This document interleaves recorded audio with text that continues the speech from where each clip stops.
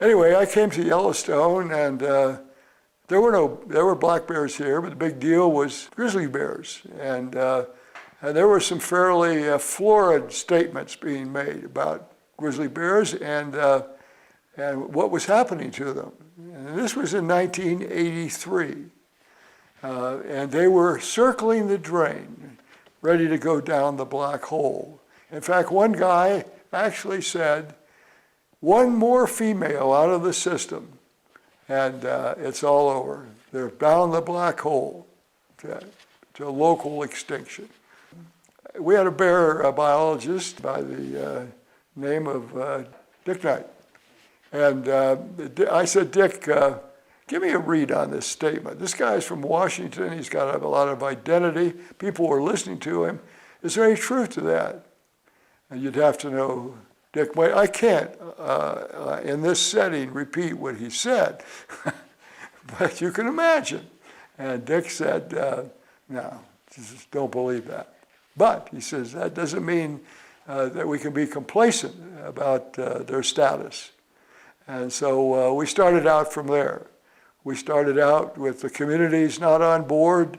We started out with the public pretty much on board with feeding potato chips to grizzly bears.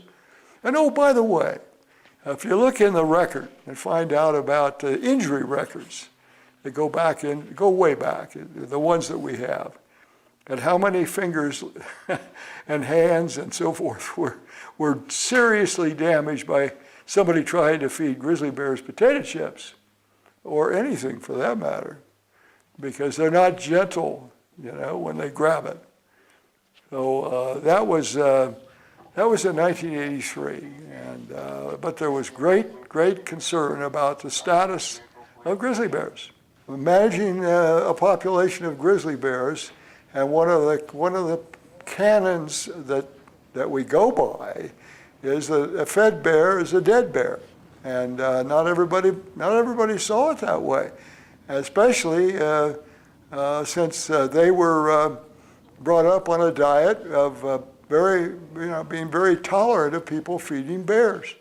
And Yellowstone is a classic example of that activity. And feeding bears potato chips out of a car or whatever it is, that was sort of a cultural thing that people came to Yellowstone, and if they were lucky, the bear jams were occurring, and people were feeding the bears.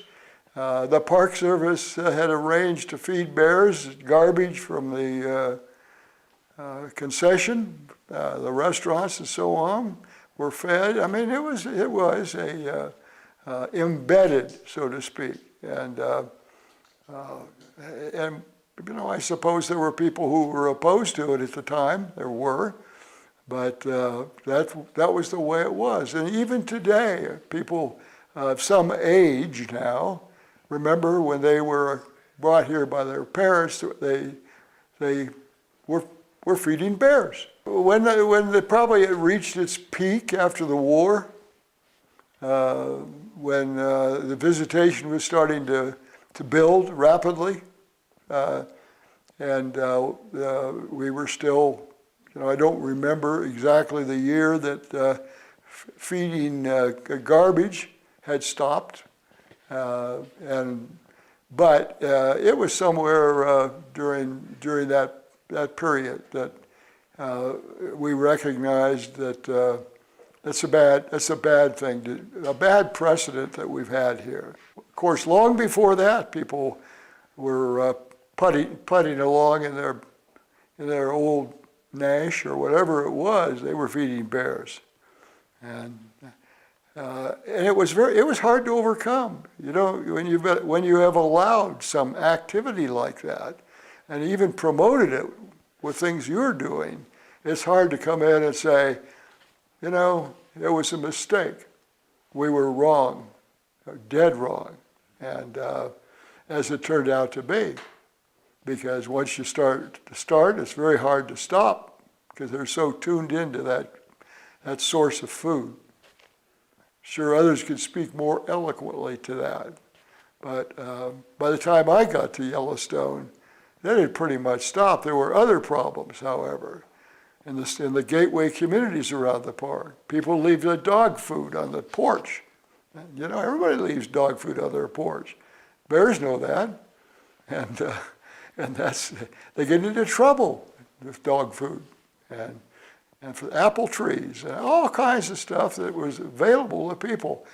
Now, I won't name names, but there were some people who had restaurants and other accommodations that would bring in grizzly bears, and in order to be an attraction, and get people to come and eat in your restaurant, look out the window, look at the grizzly bears, whoa. And so we had a whole lot of public education to try to deal with that and overcome that kind of a precedent, which is pretty much done now. Gateway communities have cleaned up their garbage. The community garbage dumps where people would bring their garbage are now all fenced. And you know, I mean, things are clean comparatively. And it took a while, but I think the public seemed to, in this case, old folks, some old folks anyway, knew best. So we started from there for at least that episode, and I think we're pretty much beyond that. Grizzly bears now are robust, and yet some of their food sources that they depend on are either gone or threatened, like cutthroat trout, like Yellowstone. And the Park Service is trying to keep them from being replaced by lake trout. And lake trout don't operate the same way cutthroat trout do, and that's troubling for the bears.